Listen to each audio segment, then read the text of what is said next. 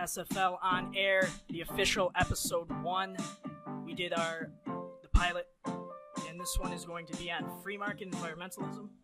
And I thought, first, I need to give a shout out to one of the guys, Zach. He's a CC at SFL. He's doing an internship. But did you know that Texas Hold'em is illegal in Texas? No. Texas Hold'em is illegal in Texas. So he wanted to do an act of civil disobedience where he played Texas Hold'em in Texas. And he got stigma about it, and he wants to change the public policy. It's 2 years to do so. So I thought we'd help him out with that and start the hashtag Bring Hold'em Home. Hashtag Bring Hold'em Home. Hashtag that. Help him with that because he really wants to start taking that law away, which is a ridiculous law. Hold on a second. All right, so let's start out. Let's go. We're going to start out with the budget cuts to the EPA by Trump. Okay, so this happened I think about 2 weeks ago, but we never got a chance to talk about it. And I want to talk about how he's been doing massive budget cuts to the EPA, all kinds of budget cuts. I kind of have a list of a lot of the budget cuts he's been doing. All right, let's go through them. The ones that stand out to me personally, environmental education. The EPA spends $8.7 million annually on programs to educate children. Spending on so he's going to be cutting over $500,000 in environmental education funds. I mean that's huge. I mean we need more people to be environmentally conscious, and the fact that our own president is not an environmental president is it's just dangerous. It's dangerous in so many ways. All right, let's first start off by saying the government itself is the worst polluter responsible for the most serious damages within the environment in and of themselves. They have caused more damage than any other single business, organization, or individual. That being said, there is parts of the EPA that are helpful. I mean, anytime they cut a program, I'm a big fan of cutting programs. I always say, let's cut programs. I say that very often. But when I say that, I mean, let's cut programs and have a path to restoring it through the free market. Don't just cut it and have the government not help whatsoever. You know what I mean? Yeah, you need a solution. You can't just cut a program and then hope the free the fact that you're going to just abruptly cut programs like that, or just cut spending like that is really it does more harm than it does good. More harm than good. I don't know if I'm completely on board there, because I think, you need a solution. So. Well, the free market does provide. So let's talk about this. Hold on, let me pull this up. Yeah, whether it be through the EPA, whether it be through some private company, you need something to.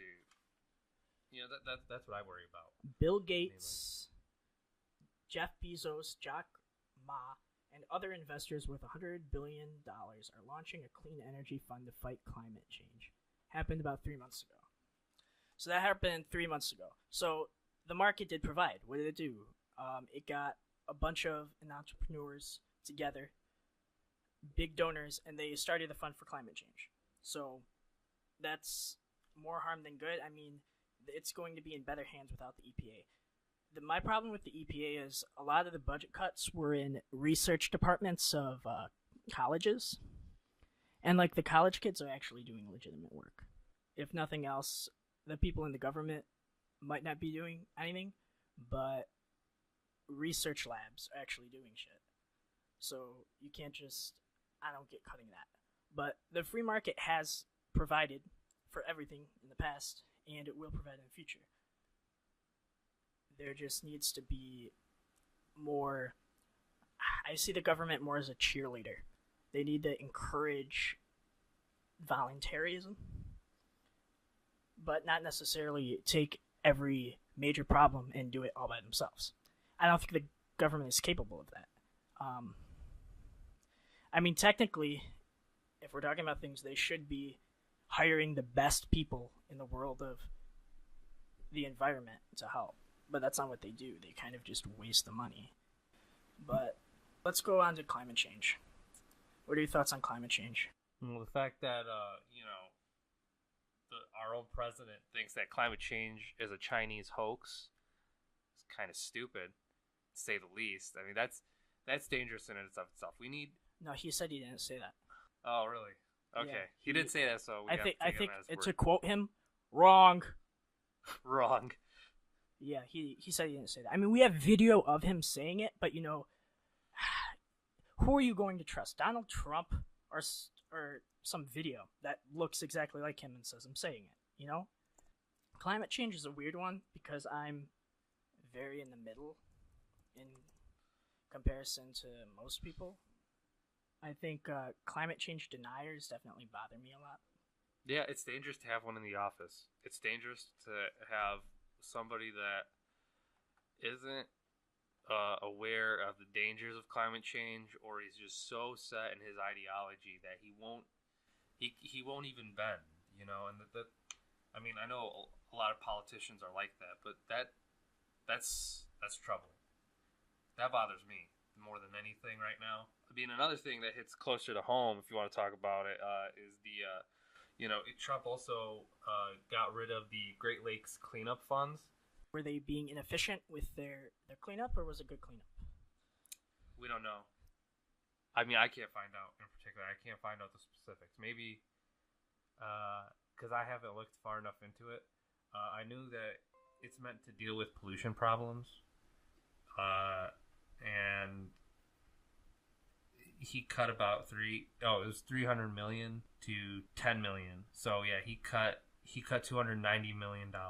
Yeah, I'm very anti-government, but there are cases in which regulation is important. I'll give you an example right here. There's a religious practice in which when they do circumcisions, the blood is sucked up with one's mouth. So you just cut the baby's penis or whatever, and then an adult goes and sucks up the blood. That escalated quickly. Just a little bit. We're talking about regulation. And there was a government regulation that said that, no, you can't do that. And they took away the regulation. And guess what happened? What happened? No, you have to guess. I want to hear your guess. So they cut regulation. I'm not sure. Just spit out the answer. Because I can't really figure it out at all. I don't even know what I would guess. Babies got AIDS. The babies got AIDS. There was 7 infants with AIDS. So in that case, you would think that government regulation would be a good thing, because I don't know how the free market is going to fix that. And arguably, the free market can fix everything and will fix everything. It's just the speed at which the government actually helps, and the necessity of the thing that needs to be deterred is the problem. Climate change is one of those things where regulation might kind of be needed. Small regulation until the free market starts figuring things out. What bothers me about climate change deniers, though, is that at first it was kind of like, oh, climate change doesn't exist, it's all a hoax. And then when more information came out, there was an acquiescence of, oh, it's just natural. Well, you just changed your stance. You said before it didn't exist, and now that we show it, now it's natural. There was a change. So that showed that there wasn't a consistent message by the right. Here, let's stay on climate change. Let's talk about whether climate change is natural or whether it's not natural. Yeah, so here's the thing, is the temperature has been spiking up and down since the inception of the Earth. Climate has been spiking up and down. And it's actually, with the spikes, it's been getting gradually warmer. Or I should say gradually colder, I mean. If we drew a line of the middle of the graph, it's been getting colder since the inception of the Earth. But the spikes are getting bigger. And as the spikes get bigger, there's bigger highs and bigger lows. So when we say global warming, it's actually global warming and cooling, because there's a lot of spikes. And there's a difference between climate change and global warming, both of which are happening. Climate change refers to the spikes getting bigger between ups and downs. And global warming refers to the amount of CO2 in the atmosphere. And the amount of CO2 in the atmosphere is what's causing, partially adding to the high spike. Did you know there was a difference? Yeah, I know there was a difference. Most people don't, I think. You don't have to be, you kind of have to be a careful thinker. You have to understand what you're defining or what you're talking about, what terms mean, or else, if sometimes you need to know what you're talking about, basically. And you're a very careful thinker, so you've definitely. Thank you. I try.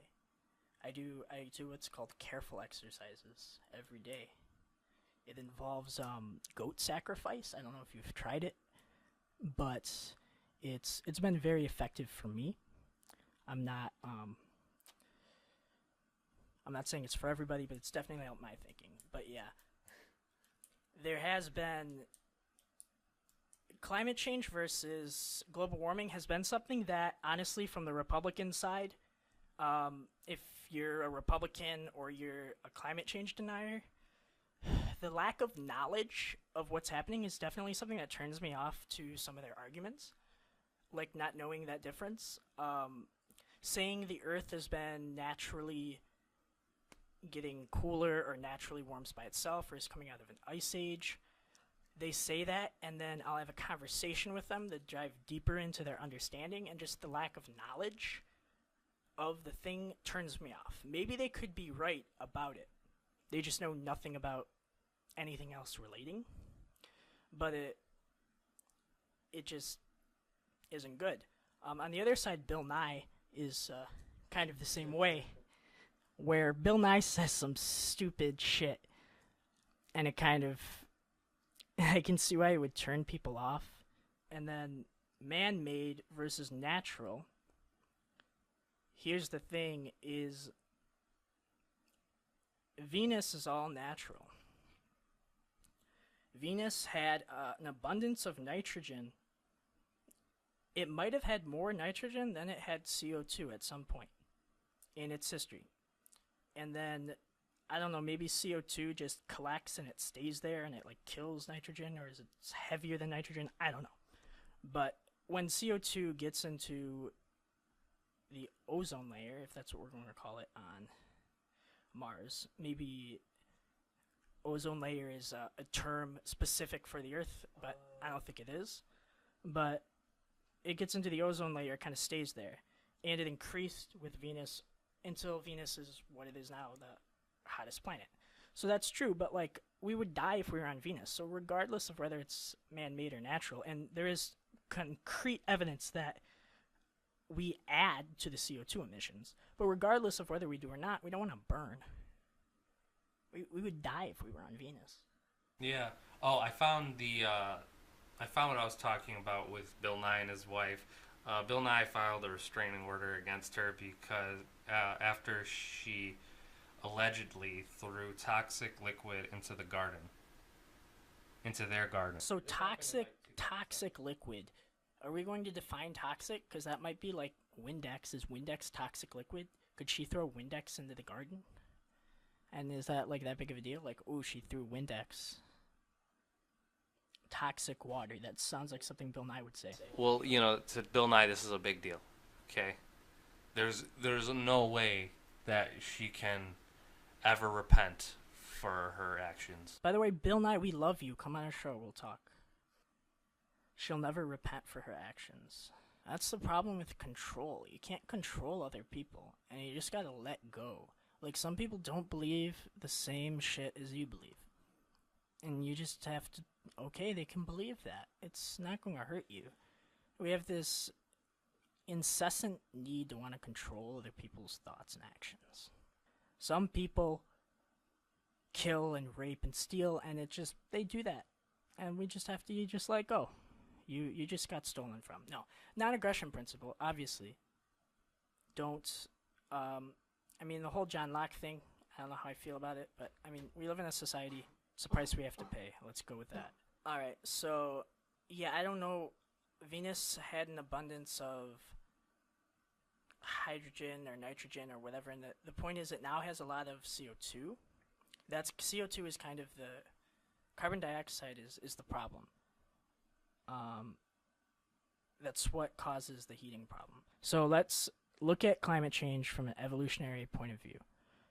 About 6 million years ago, we saw one of the biggest spikes, and that's when the Homo, or it wasn't even a Homo, it was like Aspiosaces or whatever, some weird monkey-like, human-like thing, started climbing on trees and walking on feet. There's a large correlation between the start of the change in temperatures and them starting to be bipedal. So yeah, okay, that's kind of cool. I never heard that before. Like, yeah. why would there be a change in global temperature if just because a species started walking on 2 feet? Well, yeah, I don't know why there was the change in temperature. There's a million reasons why you could say there's a change in temperature. It's Earth, but the species did adapt to it by being able to walk to more adaptable areas, or areas that weren't as hot or weren't as cold. So there was an adaptation, and then there's another big spike increased with becoming fully able to walk, and then at 800,000 BC, there's another huge spike, and that's coincidentally around the same time man made fire. So we created fire because it got too cold. So if it didn't get too cold, would we have ever created fire? We would have just been there and not done shit. But man created fire when it got too cold. And then another big spike they also think is a reason for why the brain got a lot larger. So we might see some cool evolution within our own species. I think it was a whale. I don't know what it was, Ali. They held it in captivity, okay? They held this whale or some animal in captivity in the water. I kid you not. The whale became asexual. Asexual reproduction. It reproduced by itself. It got pregnant by itself. No other whales there. Never happened before. I don't believe that. I gotta see something on that. You guys can Google it. We'll look it up. Yeah, so the whale evolved basically before your eyes, and you could say self-preservation. That's kind of how things evolve, is through self-preservation. And the sea creature, the whale, I forgot what it was. I'll show you the article later because our laptops are not working. But it needed to survive, self-preservation, and it was able to... No, it's fine. You can look it up if you want. But, yeah, it was able to reproduce asexually on its own. You know? You can't really deny that. That was a big change. And we might start seeing that. It's like survival of the animals. Like, which animals are going to survive these spikes in temperature? Which ones are going to die out? I believe 99% of all species that had existed or ever existed are now extinct. I withhold a comment until I find out that that's true. So, till then, I'm gonna hold off. Say that's bullshit. Alright, that's probably smart. But the 99% thing, 90 or 99% is true. There's been a lot of animals animals that are just dead now because they couldn't survive, but we were one of the ones that had survived. And we think about it, like, I don't know how. They're like we're very stupid creatures. Like dolphins are so much smarter than us. It's ridiculous. Yeah, dolphins are smart creatures, and orcas. It's sad to see smart animals being locked in captivity in SeaWorld. I heard they're not catching any more orcas. The ones that they have are those are the last ones. They're going to be done with orcas once they die out. And the ones that they already have in captivity. Yeah. I'm not exactly sure. I mean, yeah, their communication, their ability to communicate is definitely more advanced than us. They don't have opposable thumbs, so that has definitely been hard for them in terms of ever developing tools and such, but their communication is way more advanced than ours, and we can communicate with them pretty well. We can have pretty understanding of conversations. And with gorillas, when they train gorillas to do sign language, we can have pretty intricate conversations. I mean, Coco the gorilla is about as smart as probably like a 10-year-old or an 8-year-old. She can talk, she can make up new words. She knew the word for bracelet, and she knew the word for finger, so she called a ring a finger bracelet. And when you think, or like she knew the word for goose and knew the word for water, or she knew the word for bird, knew the word for bird, knew the word for water, she called it a water bird. So when you think of all the combinations of words you can make with words you already know, she could pretty much say anything she wanted and communicate very, very well. Coco the gorilla could tell people when she's sad through sign language. Yeah, the point is she can express the fact she knows when she's sad, and she'll express that, which is it's really the fact that she can even tell you her emotions is really impressive. That's really impressive. So dolphins might be on that. Might not be on that scale just because of the non-opposable thumbs thing, but brain-wise, their brains in comparison to us are bigger, and I think they might have more neurons than we do, which is absurd. Elephants are also very smart, but when you think of their trunk and how versatile their trunk is, it's kind of sad that they haven't gotten a lot farther. But this climate will change that. These elephants, they're going to have to build stuff. They might build like a house because they have to survive due to climate changing. Yeah, I think that takes time. The whale, it grew like ovaries or something and produced by itself. It's just spontaneous. Sometimes, it doesn't happen that often, but yeah, I'd have to withhold until I need to see the article myself. I need to see the article myself before I start believing this virgin birth story of the whale. Okay. And Mary too. That's documented too. So Mary did it. Maybe God God impregnated the whale. So this is the Mary of the whales. This is the Mary of Wales. It gave birth to the Jesus Christ of Wales. We have to keep an eye on this whale, man. Did Jesus ever say he was going to come back human? Does it ever say in the Bible that Jesus is going to come back as a human? Or does he just say he's going to come back on a horse? Can whales ride on horses? I guess it doesn't say maybe this whale can. Who knows? It didn't say he was going to be born as again, it said he's coming back on a white Pegasus, according to a translation that's I don't understand because it's all coded and it's not in Hebrew or Latin or anything that I know a little bit of. I don't know. Revelation is one of those weird books that has very bad translations. Alright, so let's talk about some of the good things that are going to come out of the banning of the EPA. It's not banning of the EPA, it's just massive budget cuts. Massive budget cuts. The $170 million, or billion, I believe it was billion, or a million, I don't know. Bill Gates is doing shit, okay? Bill Gates is on it.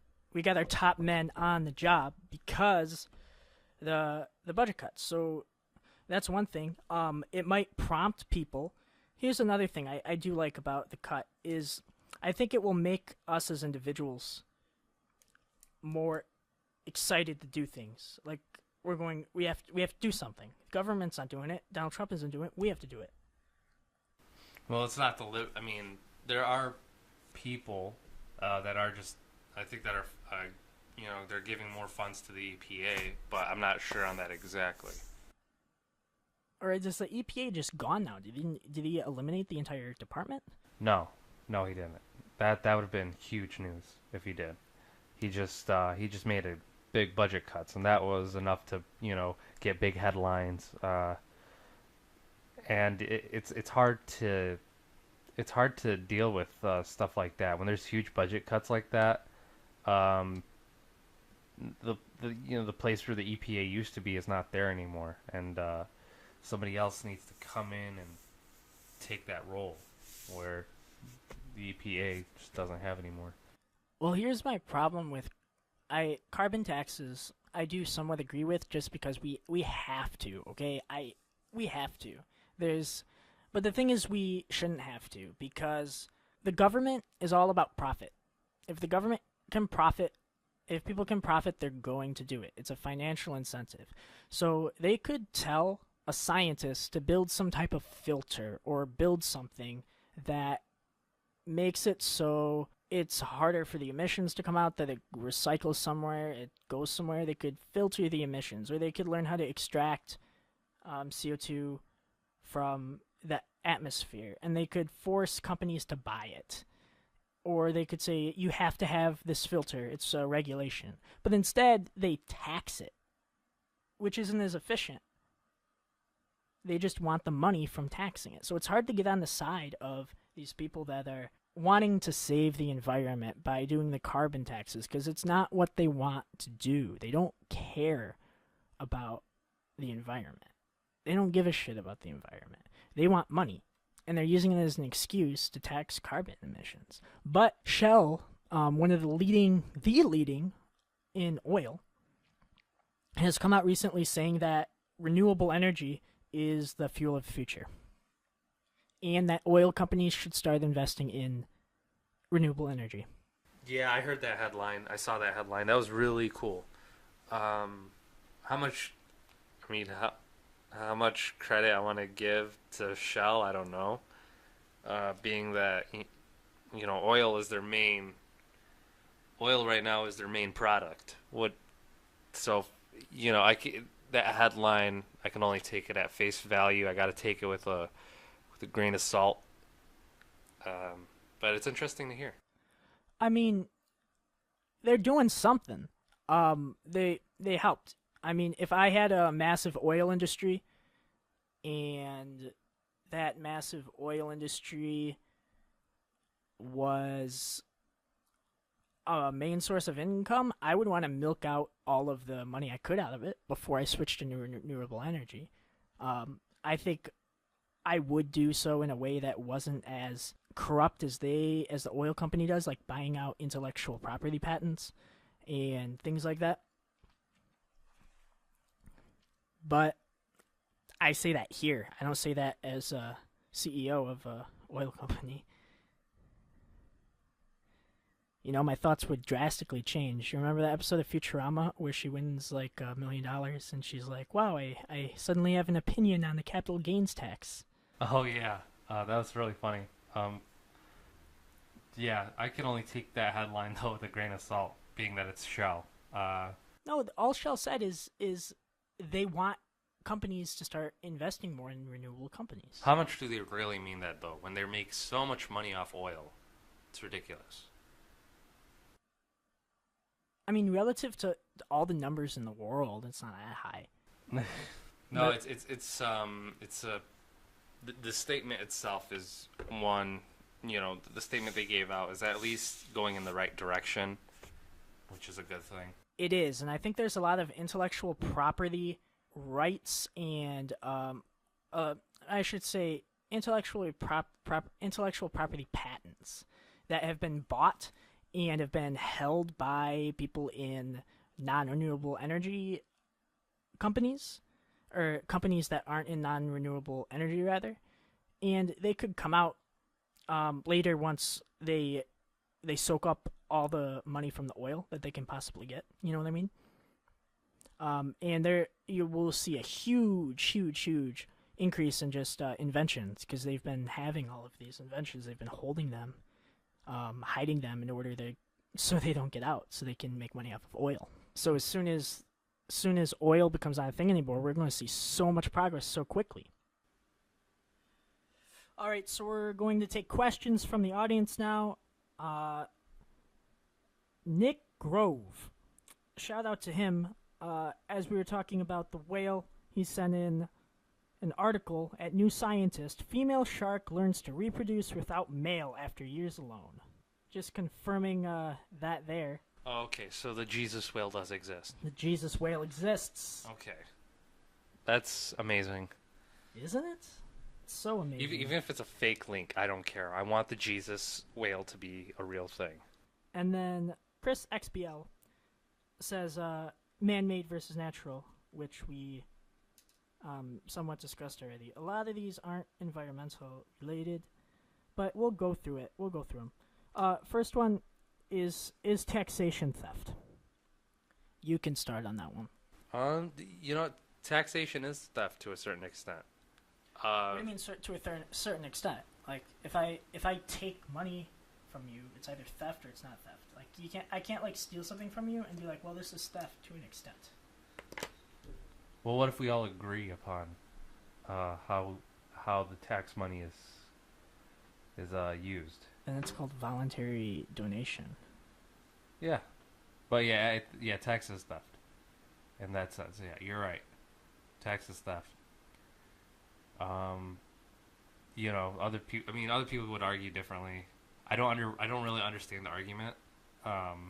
The argument is, well, there's two main arguments. One, it's the price. Theft is the price we have to pay for a civilized society. And who will build the roads? Yeah, people think there would be no infrastructure without being taxed. Which isn't true, because incentive, I mean, if I want something from McDonald's and McDonald's wants me to buy it, we're going to have an agreement whereby we build a road. It's just going to happen. There are things that are very expensive. Planes are expensive, and I want to fly, and they want to take my money, so they make planes.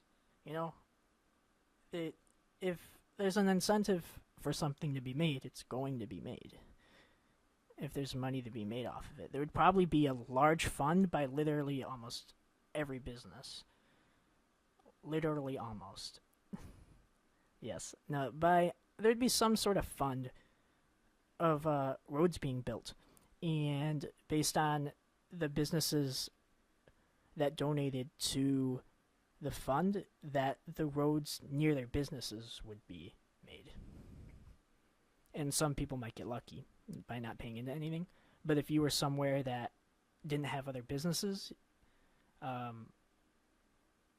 well, one, you wouldn't want to build your business there, or you would have to build the road yourself.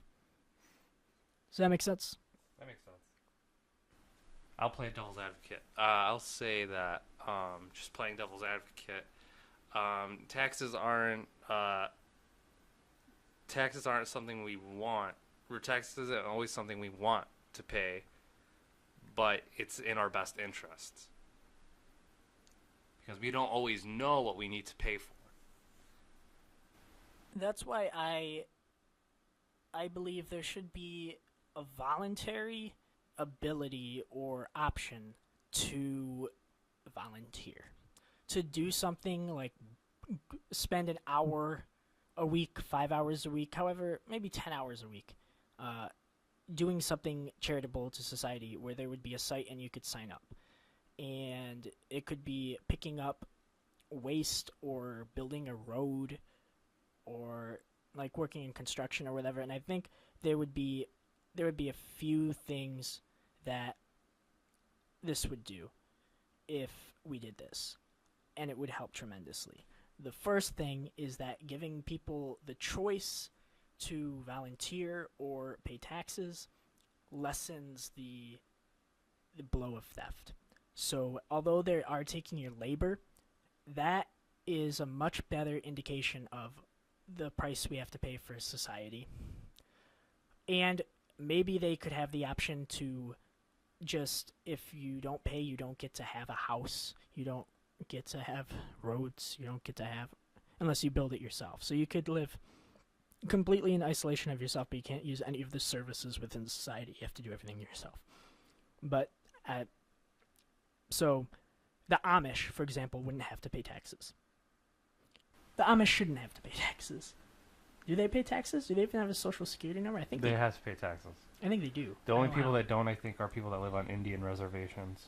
Yeah, so the Amish wouldn't have to pay taxes if you wanted to voluntarily do everything by yourself. And if you wanted to use the services, you could either volunteer towards those services or pay.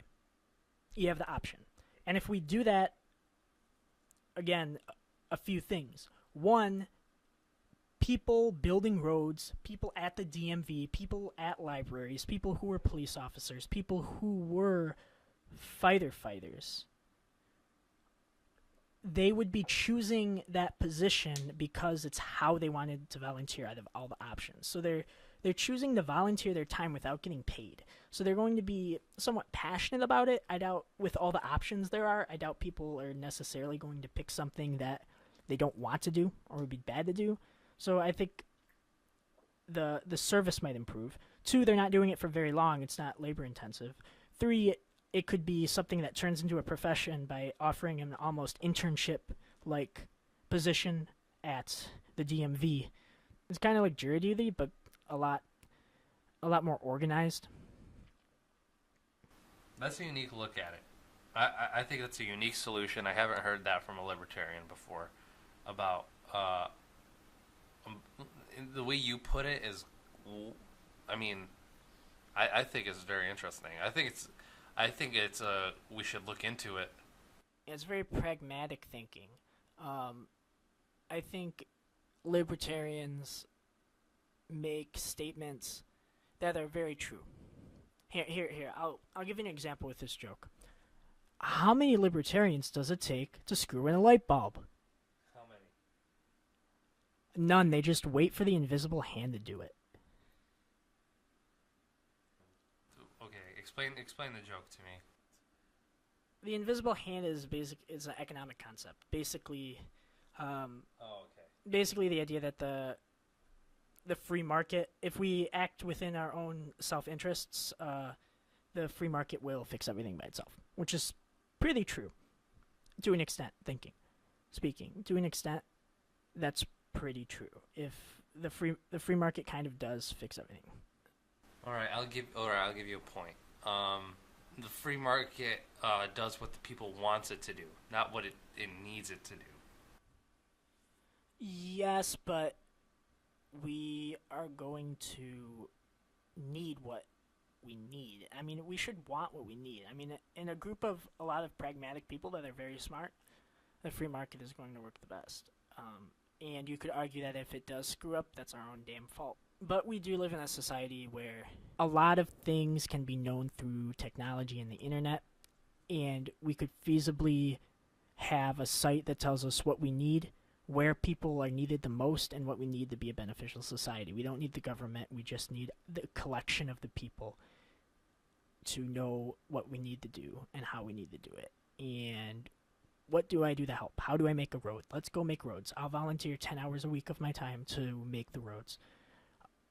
Just because I think it would be funny if we lived in this voluntary society if I was making a road because of all the times I've been asked who would build the roads.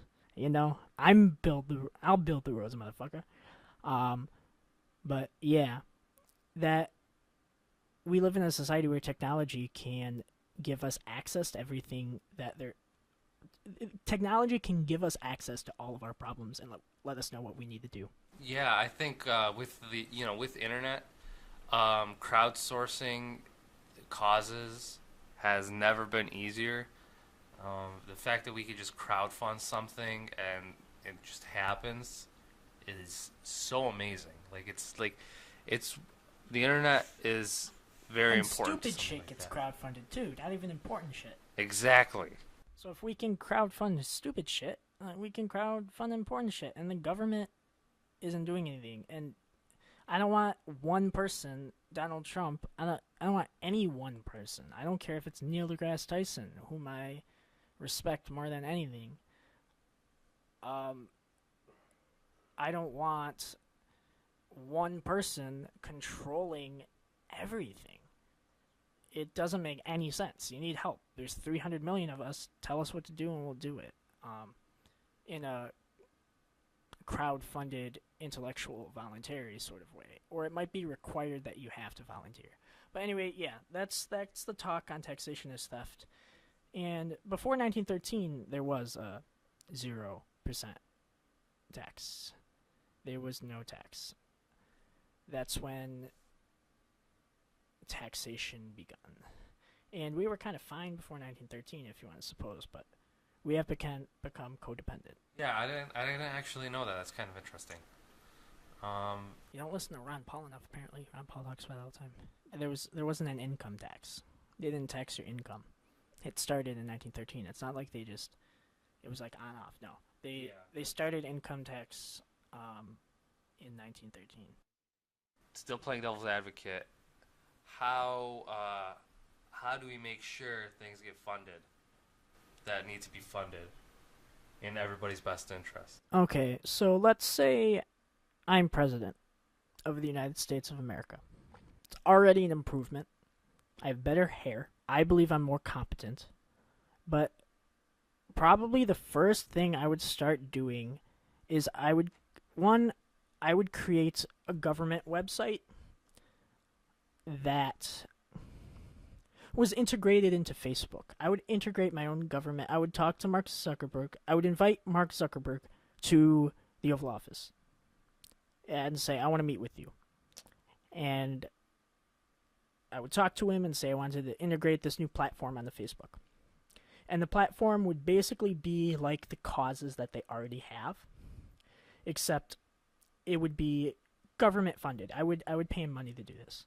I wouldn't give him money all of it right away. I wouldn't eliminate everything in the government right away. Okay, so I would have causes, and then I would put all of the departments that I thought were vital. I would basically maybe integrate every single department on there.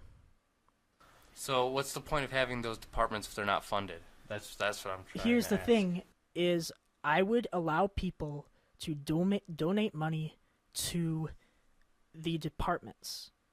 And then as they donated, I would decrease the amount of funding that we gave. And I would argue, my argument would be, and this would be a executive order outside of, I'm a hypocrite, okay? This would be an executive order outside of anything else. But my argument would be, is that the $1 that we're getting through taxation going to the government is using 1 penny of that and pocketing that 99 cents. They're stealing the money. They're not saying where it goes. They're not using it correctly. And my argument would be that for the new departments that I would make, there would be new departments, and I think I would make a free market person. I would pick somebody to be the head of the department. I would make all new departments. This would be kind of outside of the presidency. This would be more of a business man type of thing. So this would be like a reformation of all the... Reformation of all. And I would slowly transition the departments from where they are in the government to the free market. And I would and as soon as people donated money to those vital positions, what would happen is I would take away money, and $1 going to the person I put in the head of the EPA is much more than $1 going into the EPA in the government, because they're going to use that money much more wisely. Even if they don't use it wisely, it's going to be much more wisely than the government is. I guess the logic behind it would be that the funding is much more scarce, so you have to be wiser with it, and you can't just end up using it for your own financial gains. That's true. That's one thing. That's the... I don't know if that's the reason why they would be more wise with it. If you could explain that to me, I'm just asking questions. I'm trying to figure it out. Like, what is the best solution? Oh, well, yeah. So one of the reasons why it would be, there's multiple reasons why it would be used more efficiently. Okay, for one, people had the option to not donate anymore. You can stop donating the button. So the integration on Facebook would have causes, and it would show efficiency ratings. I mean, it would give. I don't want to give Mark Zuckerberg control of the entire world because that causes page, but I guess one of the stipulations would be that somebody I hired from the government or I myself had control of the statistics and things like that within the causes page of the government causes pages. So it'd be regular causes, and then there'd be a tab that's like government, and we control the information on there. They couldn't slew with it. They couldn't mess with it. So Mark Zuckerberg couldn't like make up statistics, but they would say there'd be like an efficiency rating or like how well it's doing, or not even like maybe not even an efficiency rating, just pure data. How much money they have, how much money they spend on this, how much money they did that. So people could have the option, or people would use third-party sites to see how well the department is doing. Ideally, this type of thing would have been done where the departments were already like this and people donated to the departments, but it's not. And like the healthcare bill that was on healthcare.gov and nobody fucking went to the site and they had all the problems with the site, I wouldn't do that. I would do an integration into a platform that we already have, and people might argue that that would be very dangerous, but I mean, it's maybe I'd do a vote on it. Maybe I'd have a vote, but I don't think people would vote for it because it would mean politicians were losing their jobs if people donated to the better department. But no, people could stop donating. They would have the option to stop donating. And so they at least have the incentive to do better than the department and the government. And if they did well, more people would donate and they'd get more money. So if like you were president, there would be way better transparency about where our tax money is going, how it's being used, and we know for sure that it's not being misused. Yes, that would be my number one goal as president, is to do that in any way I can. And to be honest, I'm not president, so I haven't thought that much about it, but that would be one of the offers that I brought to the table, and I would get smart people behind me to tell me the risks and potential downfalls to doing that. Maybe I would make a site myself, causes.gov, and be controlling that and not do the Facebook integration. Maybe there was other ways, but the number one thing should be transparency of the money that they're using. The fact that we don't have transparency of where our money is going with the EPA is ridiculous. How can we trust the government? The government is literally stealing our money and wasting it. Maybe on cappuccinos, maybe on private jets, maybe on prostitutes. I don't know. But there is a list of how they do use the money, and it is pretty ridiculous on some of the stuff they do use the money for. That's the stuff they're showing us. Yeah, that's just the stuff. That's just the stuff they're showing us. You know, the Federal Reserve. It doesn't even calculate every dollar. It's not even close to how much we're really using. Yeah, the Federal Reserve has so much. That's why I don't care when departments are cut. It's just the thing is, why are they being cut? It's being cut to give to another department that does the same shit, but he just likes the conspiracy of that department better. So I don't know. He's cutting Democratic departments and giving it to Republican departments because he wants the Republicans to pocket the money instead. I don't know, but the idea of cutting departments, the part of the cutting departments that's appealing to me is that we could move it to paying it with the free market. That's what's appealing to me. Yeah, I think that's really interesting. I never heard a solution like that. The fact that you've even thought about it that far is really cool. I'd like to see somebody debate you on that, on what they think is the best solution. Yeah. We need that. What's the best and most? I don't like to say a lot of opinions of mine, like hard opinions, because I'm just not an opinion person. I'm just like, I don't know. I'll try to say facts, but that's an opinion of mine, and I feel like that's one of those opinions that people like, you can't put that on Facebook. That's so stupid. Here's 10 reasons why you're an idiot, and that's why I don't say opinions. But I would like to hear the objections to it. Tell me why that would be a bad idea, and especially if they're matching dollar for dollar, and slowly, even maybe $5 decreased, $2 decreased from the department for every dollar donated. You know, maybe I have that much more faith in that. But it would basically be making new department. Steve Hughes, the comedian, when he was talking about anarchism. So yeah, basically he says that in an anarchist society, there's going to be people that are going to be like, hey, we need to stop crime. What should we do? What if we just create like a group of people that go and, you know, they police the people. We create a group of people that police the people, like a police station. No, not like a police station, just like a group of people that police the people. You know, like, and they say, oh, like they create the things that they need, and it's basically like they're rebuilding society in anarchy.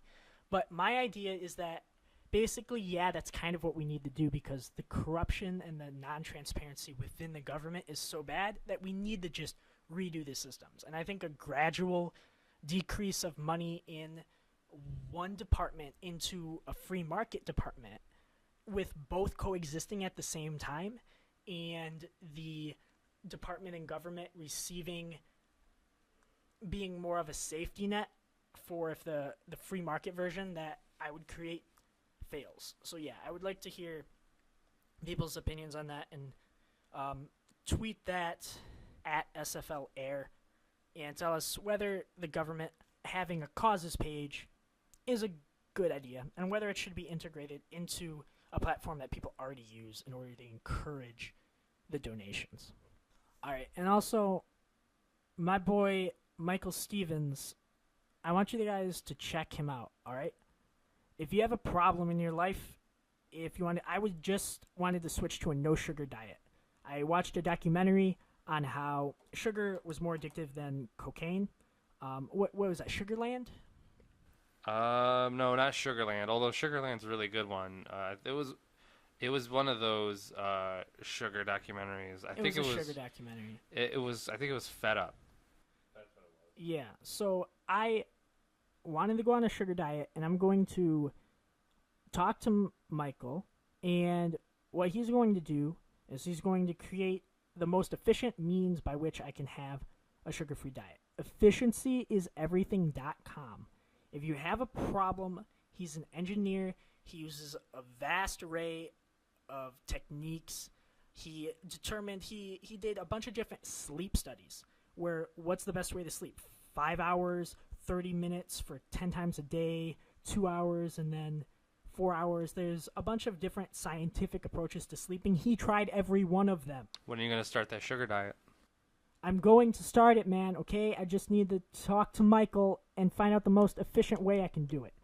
Michael Stevens, efficiencyis-everything.com. Sign up for his newsletter. Put SFL after your name on his newsletter. You will get a free book on how to save thousands of dollars a year. It's an ebook. He did every one of those sleep studies. He found out the most efficient ways to sleep. He has like the top 5 best efficient ways to sleep, and his personal favorite that he does, and how to sleep less and do more. And you give him a problem, he will fix it. If you have a problem, if you have a bad sex life, or you want to eat less Twinkies, or you want, there's any random thing that you want, tell him. If he thinks it's worthy enough, he will figure out the most important thing, the most efficient way to do it. All right? Efficiencyis-everything.com. And that's the show for today. Again, tweet those at SFL On Air, hashtag government causes. Is it a good idea? And we'll see you guys for the next podcast. What do you want to do that one on, Ollie? We'll figure it out as we go. We'll figure it out. Right. Stay tuned. See ya.